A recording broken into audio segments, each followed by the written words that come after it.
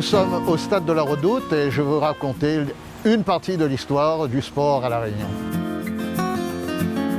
En 1940-1946, c'était un hippodrome.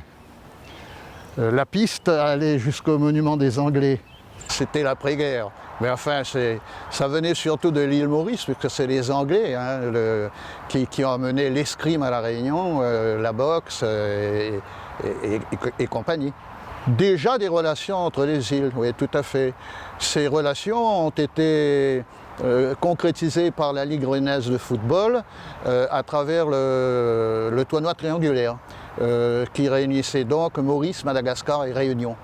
L'osmose entre les structures d'État, puisque Jeunesse et Sport a été mis en place en 1947, et le monde sportif grâce à des associations telles que l'ORES, telles que le CROSS, qui ont été mis en place. Donc il y a eu une forme de passage de pouvoir entre l'État et les associations sportives. Il ne faut pas oublier les écoles. Il y a des relations avec les écoles élémentaires grâce à l'UCEP, grâce à l'UFOLEP et grâce aussi à l'ASU qui était à l'époque l'OSU et qui est devenu l'UNSS. J'étais enseignant d'éducation physique et enseignant tout court puisque j'étais dans les écoles élémentaires aussi. C'est ce que j'appellerais le SAS.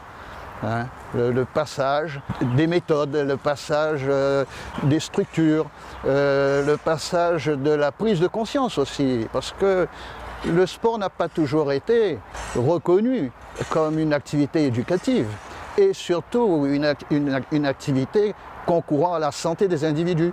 Faire du sport, c'était perdre son temps. Et maintenant, on reconnaît la valeur du sport et avec la crise sanitaire à l'heure actuelle, on se rend compte que le sport est indispensable et plus que nécessaire. On était sous les tamarins, sous les tamariniers, pardon, pour le repas du midi, et puis on regardait les courses de chevaux, les courses de cyclisme, ou les matchs de football, les grands matchs de football. Ici a eu lieu de célèbres victoires, en particulier celle du CF Saint-Denis en Coupe de France contre Libourne. La départementalisation a surtout rapproché la Réunion de la mère patrie.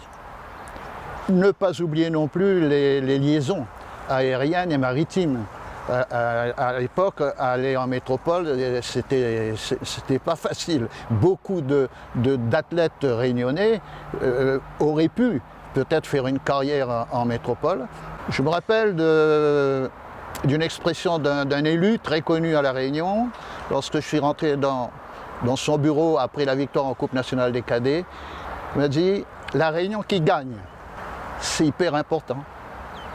Gagner, ce n'est pas simplement en sport, c'est en économie, c'est dans l'éducation. » Et La Réunion qui gagne, il a tout résumé dans cette expression.